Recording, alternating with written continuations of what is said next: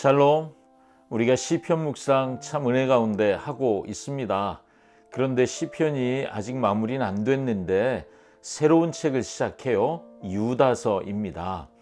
그래서 먼저 유다서는 어떤 책인가 하고 여러분과 먼저 좀 나눠 보려고 합니다. 유다서는요, 이렇게 표현할 수 있어요. 아주 짧지만 강렬한 책이다 라고 할 수 있습니다. 여러분 기대가 되세요? 유다서는 전부 1장이고 25절밖에 안 돼요. 이걸 이틀에 묵상하게 될 겁니다. 그런데 초대교회 안에 거짓 교사들이 침투했어요. 거짓 교사가 뭐예요? 가짜를 가르치는 사람들이라는 거죠. 가짜 선생들이에요. 진짜를 가르치는 사람들이 아니에요. 그런데 교회 안에 들어왔습니다. 얼마나 지금 긴박하고 위험한 일이겠어요. 그래서 경고의 말이 유다서에 들어 있어요. 본래 유다서를 쓸 때 목적은 경고가 아니었어요. 처음에는 아름다운 책을 쓰고 싶었어요. 그런데 여러분 읽어보시면 나오지만 성도들에게 단번에 주신 믿음의 도를 위하여 힘써 싸우라, 이런 문장이 나오거든요. 이 한 문장이 유다서의 방향을 바꿔버린 거죠. 싸울 때다. 지금은 싸울 때다. 유다서를 읽으며 우리가 무엇과 싸워야 되는지 깨닫게 되어야 합니다. 그래서 유다서는 먼저 성도들을 세 가지 말로 부릅니다. 첫째는 부르심을 받은 자들. 우린 부름받은 사람들이에요. 두 번째는 하나님 아버지 안에서 사랑을 입은 자들. 하나님 아버지의 사랑이 부어진 사람들이라는 거죠. 그리고 세 번째는 예수 그리스도를 위하여 지키심을 입은 자들. 예수 그리스도 안에서 보호함받는 사람들. 이게 성도라는 거예요. 저와 여러분이 그런 사람들이에요. 세상이 여러분을 어떻게 부르든, 뭐 비난하는 말로, 놀리는 말로 뭐라고 부르든 그건 중요하지 않아요. 하나님 안에서 우리는 이 이름으로 불려집니다. 세 가지가 뭐라고요? 부르심 받은 사람들, 사랑받는 사람들, 지키심 받는 사람들. 우리는 그런 사람들입니다. 혹시 지금 내 신앙은 좀 약한 것 같고, 내가 나를 하나님이 붙드시는 게 아니라 내가 나를 붙들고 애쓰고 애쓰며 겨우 버티며 살고 있다, 이렇게 생각하십니까? 불안하세요? 여러분, 유다서가 하는 말을 기억하십시오. 우리가 하나님을 붙잡기 전에 내가 애를 쓰고 노력해서 하나님을 붙잡는 것이 아니라는 거예요. 하나님이 먼저 나를 붙잡아 주셨습니다. 우린 하나님께 붙들린 사람들이에요. 아멘. 그러나 또 동시에 유다서는 우리에게 이렇게 말합니다. 우리는 그렇게 붙들린 사람들, 그래서 소극적으로 웅크리고 있을 사람들이 아니라 한번 성도에게 주신 믿음, 이 믿음을 위하여 힘써 싸워라. 여기서 말하는 싸움은 막 사람을 공격하고 폭행하는 폭력적인 싸움을 말하는 것이 아니죠. 영적 전쟁, 진리의 싸움이에요. 거짓을 가르치는 사람들과 맞서 싸우라는 거죠.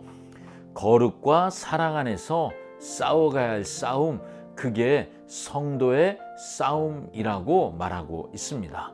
여러분, 유다서가 말하는 거짓 교사들은 어떤 사람들일까요? 유다서는 이렇게 말해요. 은혜를 방탕으로 바꾸어 놓은 사람들, 은혜를 왜곡해 버렸습니다. 은혜를 엉뚱한 것으로 만들어 버렸다는 거죠. 예를 들면 이런 겁니다. 하나님이 우리 용서해 주셨어. 그러니까 마음대로 살아도 돼. 너 하고 싶은 대로 하고 죄 짓고 싶으면 죄 지어도 괜찮아. 이렇게 가르쳤다는 거예요. 뭔가 이상하잖아요. 권위도 무시하고 천사들도 막 욕하고 육체의 욕망을 따라 마음껏 살라고 가르치는 가르침. 이건 분명히 이상한 잘못된 가르침 맞잖아요. 유다는 그래서 이들을 세 가지로 표현합니다. 첫 번째는 가인의 길이라고 표현해요. 여러분, 가인의 길은 무슨 뜻이죠? 가인이 그 아우 아벨을 질투한 것처럼 가인의 길이란 질투하는 거예요. 그리고 두 번째가 발람의 삭시라고 표현합니다. 발람은 어떤 사람이죠? 돈을 받고요, 이스라엘을 저주했던 사람이에요. 하나님이 기뻐하지 않으셨죠. 돈을 탐했다. 이건 탐욕이에요. 탐욕에 젖어 거짓을 쫓아간다, 이런 뜻이죠. 그리고 세 번째는 고라의 패역, 이렇게 표현해요. 고라는 누구죠? 이스라엘 백성들이 출애굽할 때 광야에서 당을 지어서 반란을 일으키고 모세를 대적했던 사람이 고라입니다. 하나님이 그를 심판하셨죠. 죽이셨습니다. 이 고라는 교만의 상징입니다. 그러니까 이 거짓 교사들은 어떤 사람들이에요? 질투에 눈먼 사람들이죠. 그리고 탐욕에 따라 움직이는 사람들이에요. 교만한 사람들이라는 거죠. 여러분, 사람이 어떻게 망가지고 무너집니까? 질투면, 그리고 탐욕이면, 교만이면 넘어진다는 거예요. 우리가 진짜 조심해야 할 것들이라고 유다서는 경고해 주는 거죠. 그리고 유다서는 경고로만 끝나는 것이 아니라 나아가 마지막 24절, 25절은 찬송으로 끝이 납니다. 여러분, 거짓 교사들을 경고하다가 찬송으로 끝이 난다. 이게 좀 이상해 보이지 않으세요? 유다서가 말해주는 것은 우리가 하나님이 우리를 딱 붙잡고 계시다, 아까 말씀드렸잖아요. 그걸 끊임없이 잊지 말라고 말해주는 거예요. 우리는 실족할 수 있습니다. 넘어질 수 있다는 거예요. 우리는 세상과 짝하고 하나님을 등질 수도 있다는 거예요. 그런데 거기가 끝입니까? 아니라는 거죠. 유다서를 통해 하나님의 은혜를 더 깊이 깨달으라고 유다서는 우리에게 말해줍니다. 여러분, 혹시 내가 그런데, 내가 죄 가운데 있는데, 내가 연약한데, 나는 하나님의 얼굴을 볼 낯짝이 없는데, 그러시다면, 또 그런 생각이 들어온다면 여러분, 유다서를 꼭 읽으시라고 추천해 드리고 싶습니다.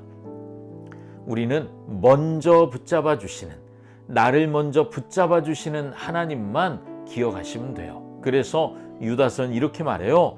하나님은 우리를 먼저 넘어지지 않도록 붙잡아 주시는 분이에요. 하나님은 우리를 먼저 흠 없게 살도록 붙잡아 주시는 분이에요. 하나님은 먼저 하나님 앞에 기쁨으로 설 수 있도록 우리를 붙잡아 주시는 분입니다. 그런데 하나님이 날 붙잡으신다, 이 표현을 현재 능동형이라고 불러요. 이건 잊어버리셔도 되는데 이게 뭘 의미하는지는 기억하세요. 현재 능동형이란 무슨 뜻이냐 하면 진행 중이란 뜻이에요.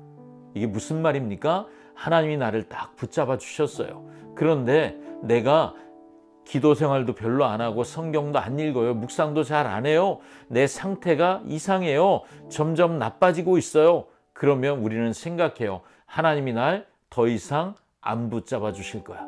그런데 이건 그런 게 아니라는 거예요. 한번 딱 붙잡아 주셨으면 쭉 하나님이 어떻게 하신다고요? 계속 붙잡아 주신다는 것입니다. 여러분, 우리가 잘해서가 아니라 하나님이 우리를 붙잡기로 그분이 마음 먹으셨어요. 그리고 그걸 바꾸지 않으셨습니다. 그래서 유다서는 찬송으로 끝나는 거예요. 그 하나님을 찬송하지 않을 수 없는 거죠. 유다서 묵상 기대되지 않으십니까? 기도하겠습니다. 사랑하는 주님, 우리가 사는 이 세상은 수많은 거짓과 유혹이 넘쳐나고 있습니다. 유다서가 경고하듯 우리가 금방 속아서 넘어질 수 있는 거짓말이 넘치는 세상에 있습니다. 이때에 유다서를 묵상할 수 있어서 감사를 드립니다. 하나님, 유다서 묵상을 통하여 우리가 하나님의 사랑 안에 더 깊이 거하고 날 붙잡으시는 주님을 더 깊이 신뢰하는 시간 되게 하여 주시옵소서. 예수님의 이름으로 기도합니다. 아멘. 아멘. 유다서 묵상에서 만나요. 샬롬.